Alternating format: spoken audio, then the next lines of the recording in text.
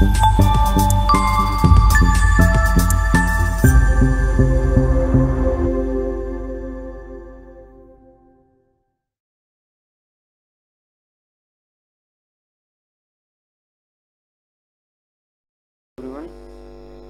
Video में start करेंगे class 10th का chapter 1 chemical reaction and equation. इस वीडियो में हम डिस्प्लेसमेंट रिएक्शन से स्टार्ट करेंगे।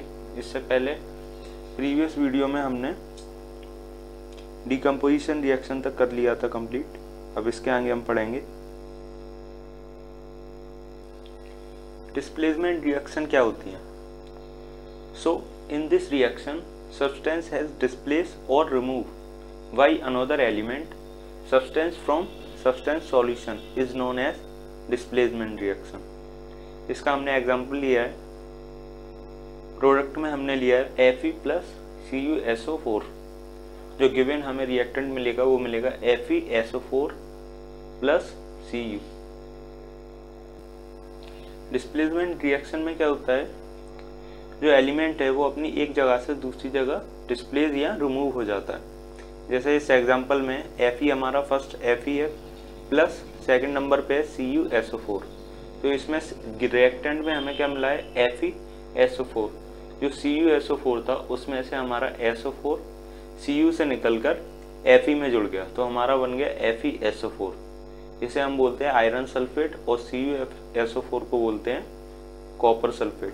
ठीक है, Fe हमारा सॉलिड होता है और CuSO4 एक्वा सॉल्यूशन मतलब लिक्विड फॉर्म में होता है, और FeSO4 भी एक्वा सॉल्यूशन होता है, और Cu हमारा किसमें है, सॉलिड में।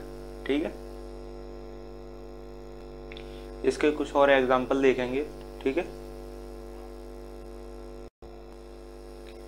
इसमें जो हमारा सेकंड एग्जांपल है वो हमने लिया है Zn प्लस CuSO4। इसमें जो हमें गिवन मिलेगा वो होगा ZnSO4 प्लस Cu। इसमें भी क्या हुआ, Zn था हमारा जिंक और CuSO4 कॉपर सल्फेट था। तो जो कॉपर सल्फेट था उसमें से हमारा जो सल्फेट SO4 था वो किससे जाके जुड़ गया, Zn से। तो हमें गिवन में क्या मिला, ZnSO4। जिंक सल्फेट मिला, वो भी किसमें, एक्वा सॉल्यूशन में मिला। ठीक है, और प्लस क्या मिला हमें, Cu, कॉपर मिला सॉलिड में। ठीक है, ऐसे ही सेकंड एग्जांपल है Pb क्या होता है, lead element, and plus CuCl2 copper chloride.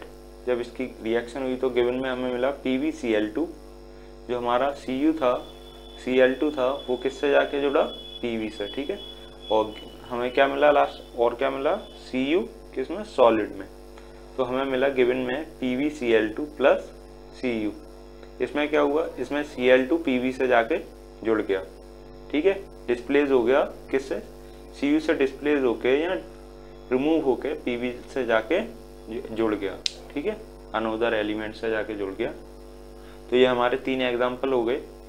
इसके बाद हम पढ़ेंगे डबल डिस्प्लेसमेंट रिएक्शन। ठीक है, तो डबल डिस्प्लेसमेंट रिएक्शन क्या होती है, सच रिएक्शन, ऐसी reaction in which there is exchange of ion. ऐसी रिएक्शन जिसमें आयंस का एक्सचेंज हो बिटवीन द रिएक्टेंट्स। जो भी रिएक्शन में रिएक्टेंट्स दिए हैं उनमें आयंस का एक्सचेंज हो। ठीक है, are called double displacement reaction. अब जैसे हमने डिस्प्लेसमेंट रिएक्शन देखी थी तो उसमें एलिमेंट्स या आयंस जो एक्सचेंज हो रहे थे वो सिंगली एक्सचेंज हो रहे थे। जैसे हमारा Cl है, Ba पे Cl डला है, तो Cl हमारा Na से जुड़ गया। ठीक है, और Na Cl हो गया और Ba हमारा सिंगल हमें मिल गया। तो इसमें क्या है, इसमें एक से ज़्यादा आयंस हैं, जैसे Na2SO4 प्लस BaCl2। तो इसमें क्या डबल डिस्प्लेसमेंट होगा, डबल एलिमेंट्स का या डबल आयंस का डिस्प्लेसमेंट होगा। फॉर एन एग्जांपल Na2SO4, इसे हम बोलेंगे sodium sulphate plus BaCl2 barium chloride.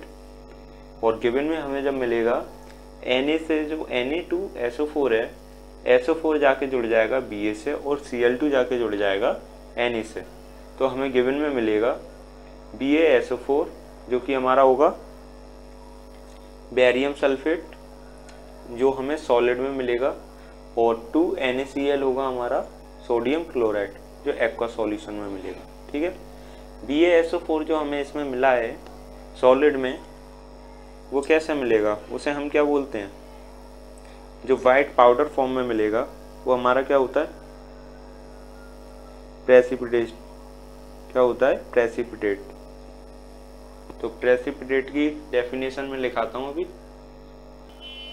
तो जो हमारा प्रेसिपिटेट होता है वो होता क्या है, ये white substance which is insoluble in water is formed. ऐसा सब्सटेंस जो वाइट कलर का होता है और वो इनसॉल्युबल इन वाटर, वाटर में सॉल्व इनसॉल्युबल होता है, मतलब वाटर में नहीं मिलता है, डिसॉल्व नहीं होता। दिस इनसॉल्युबल सब्सटेंस, इसी इनसॉल्युबल सब्सटेंस को हम बोलते हैं प्रेसिपिटेट। ठीक है, जो एग्जाम्पल 1 हमने अभी लिया था डबल डिस्प्लेसमेंट रिएक्शन में, उसमें जो हमें मिला है BaSO4 जो सॉलिड फॉर्म में मिला है। ठीक है, और किस में मिला है, एक्वा सॉल्यूशन में। तो ये हमारा जो सॉलिड फॉर्म में मिला है ये हमारा क्या है, प्रेसिपिटेट।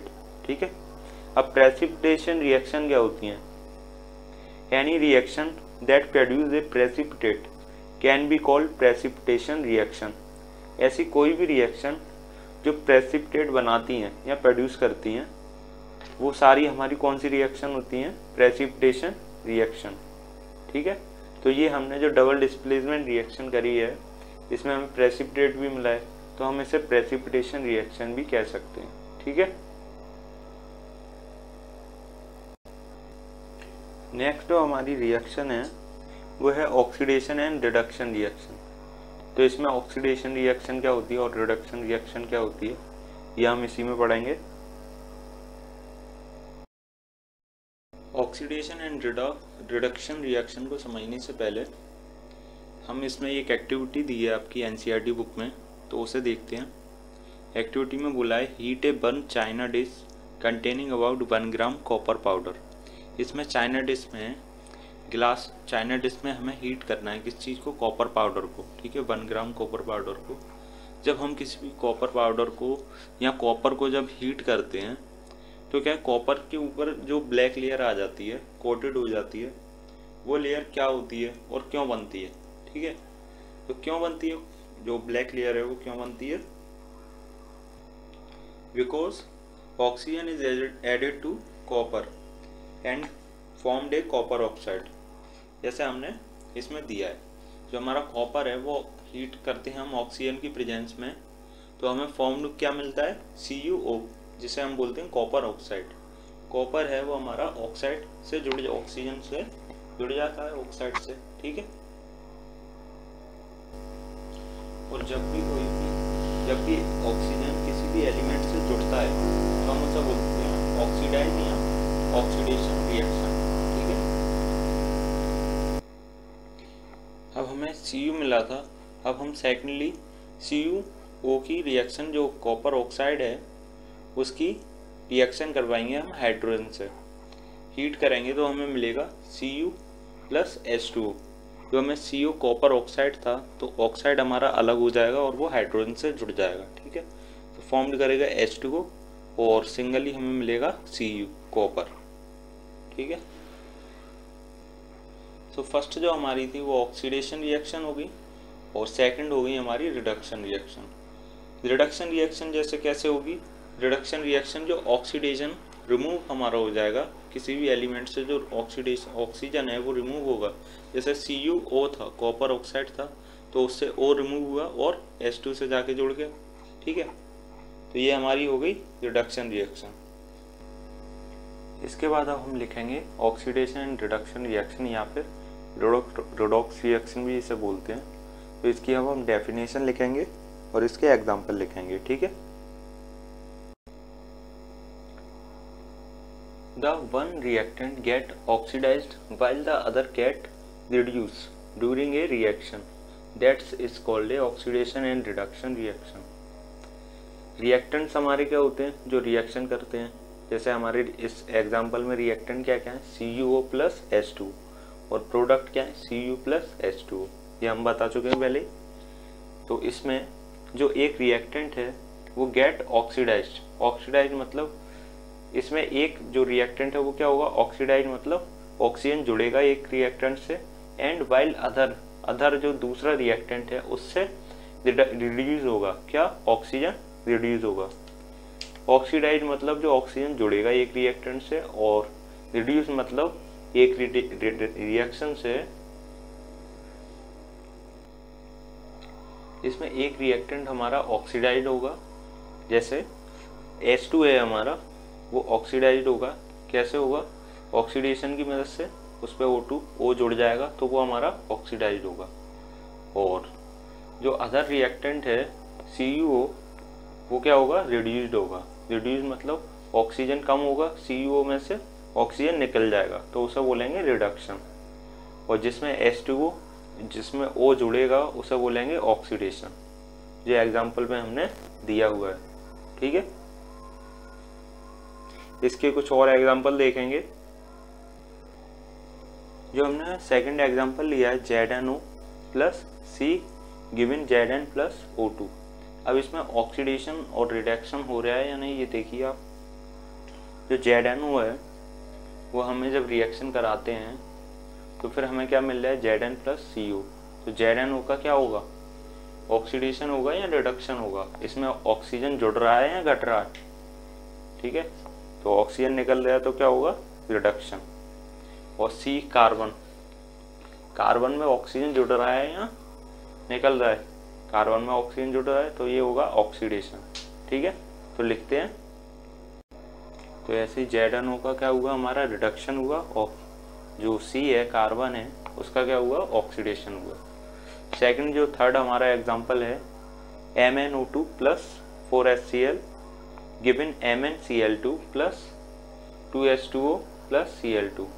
अब इसमें देखिए MnO2 है, Mn में हमारा O जुड़ा हुआ है। जब प्रोडक्ट मिलेगा तो Mn में से O2 या ऑक्सीजन निकल गया, रिमूव हो गया। तो जहाँ से रिमूव होता है उसे हम बोलते हैं रिडक्शन। और जो HCl था उसमें हमारा H से हमारा जो क्या था, ऑक्सीजन जुड़ गया, तो ये क्या होगा, ऑक्सीडेशन। और Mn क्या होगा, रिडक्शन। तो लिखते हैं, तो जो थर्ड एग्जांपल था हमारा वो भी पूरा हो गया। तो इस चैप्टर में हमने टोटली कितनी टाइप्स ऑफ रिएक्शन पढ़ी, 5 टाइप्स की रिएक्शन पढ़ी, ठीक है। अब इसके आगे हम बात करेंगे। तो जो हमने लास्ट रिएक्शन पढ़ी थी, ऑक्सीडेशन एंड रिडक्शन रिएक्शन, इसे हम रिडॉक्स रिएक्शन भी बोलते हैं। तो उसमें ऑक्सीडेशन हो रहा था, ठीक है, और रिडक्शन भी हो रहा था। तो इसी के आगे पढ़ेंगे हम the affect of oxidation reaction in everyday life. Daily life में ऑक्सीडेशन रिएक्शन का अफेक्ट क्या होता है, ठीक है, और इसके बारे में पढ़ेंगे आगे। तो इसमें जो हमारा फर्स्ट पॉइंट है वो है कोरिजन। कोरिजन का मतलब या फिर जंग लगना, ठीक है। तो इसमें पढ़ेंगे iron article are shiny when new. जो भी आयरन की चीज़ें होती हैं, जब भी आप नई चीज़ लेते हो तो वो कैसे शाइनी चमकदार होती है, but get coated with a reddish brown powder when left for some time. अगर आप उसे कुछ समय के लिए छोड़ देते हो, ठीक है, this process is known as rusting of iron. जैसे किसी भी चीज़ को आप ओपन एरिया में रख देते हो कुछ समय के लिए जो आयरन की हो, तो उस पर क्या है, रस्टिंग या फिर रस्टिंग ऑफ आयरन, उस पर जंग लगना शुरू हो जाएगी आयरन पे, ठीक है। इसके डिसएडवांटेज क्या है कोरिजन के, ये पढ़ेंगे। It damage to car bodies, bridges, iron railing, ships and to all object made of metals especially those of iron. इसके डैमेज क्या है, कार बॉडीज, ब्रिजेस हो गए, रेलिंग हो गई, शिप्स हो गई, ठीक है, वो क्या डैमेज होती हैं, ठीक है, उन पर रस्ट लगना शुरू हो जाती है या फिर जंग लगना। Object made of metal, iron के अलावा भी जो भी मेटल्स हैं उन पर भी रस्टिंग लगती है या कोरिजन लगता है, बट स्पेशली सबसे ज़्यादा किस पे होता है, आयरन पे, ठीक है। नेक्स्ट है हमारा रेसिडिटी। इसका मतलब होता है बासी होना या फिर खराब होना, ठीक है। तो इसमें पढ़ेंगे when fats and oils are oxidized they become a acid and their smell and taste change. जैसे कोई भी फैट्स या ऑयल मटेरियल है वो ऑक्सीडाइज होता है तो उसकी रेसिडिटी वो बासी हो जाते हैं, खराब हो जाता है एंड उसकी जो स्मेल या उसका टेस्ट है वो भी चेंज हो जाता है। ठीक है। यूजुअली सब्सटेंस विच प्रिवेंट, तो ऑक्सीडाइज होने से हम उसे कैसे बचा सकते हैं, किसी भी फूड को या ऑयल को या फैट को कैसे बचा सकते हैं। तो यूजुअली सब्सटेंस विच प्रिवेंट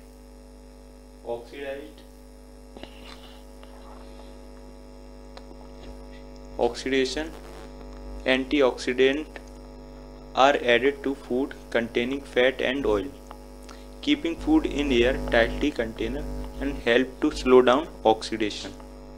तो क्या करेंगे हम, सबसे पहले एंटीऑक्सीडेंट को उसमें फूड में ऐड करेंगे।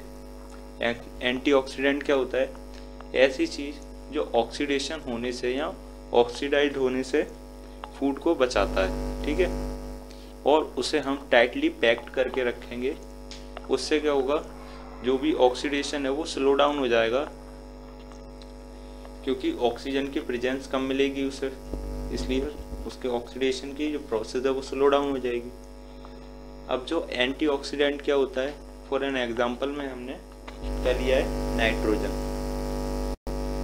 जो हमारी नाइट्रोजन गैस होती है वो प्रिवेंट या फिर बचाती है किससे, ऑक्सीडाइज होने से या रेसिडेंट होने से। ठीक है। फूड को, जैसे कि चिप्स हम जो बाजार से खरीदते हैं उसमें हमारी कौन सी गैस होती है, जो पैक्ड होते हैं उसमें कौन सी गैस होती है, नाइट्रोजन गैस होती है। ठीक है। वो प्रिवेंट करती है, अब जो भी आप खरीदते हो उस चीज़ को ऑक्सीडाइज होने से बचाती है। जब वो ऑक्सीडाइज हो जाएगा तो फिर तो वो खराब हो जाएगा या रेसिडेंट हो जाएगा। ठीक है। तो ये चैप्टर हमारा खत्म हो गया। अब नेक्स्ट वीडियो में हम इस चैप्टर की एक्सरसाइज को सॉल्व करेंगे, इसके क्वेश्चन आंसर देखेंगे। ठीक है। Filling the blanks, true false, next video में हम बात करेंगे। So thank you for watching this video. Please like, subscribe.